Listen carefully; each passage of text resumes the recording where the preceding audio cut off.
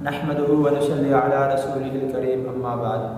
میرے انتہائی واجب الاحترام بھائی دوست بزرگوں، گرمی کے ایام چل رہے ہیں اور گرمی بڑی شدت سے بڑھ رہی ہے، اور مسلمان اور بلکہ ہر انسان اللہ رب العزت سے بارش مانگ رہا ہے، اور انشاءاللہ امید ہے کہ آج موسم بڑا پیارا ہے اور بارش انشاءاللہ ہو کر رہے گی۔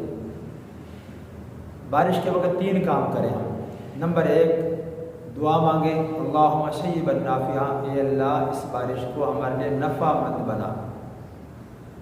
نمبر 2، بارش کے وقت دعائیں مانگیں کہ بارش کے وقت دعائیں قبول ہوتی ہیں، حدیث سے ثابت ہے۔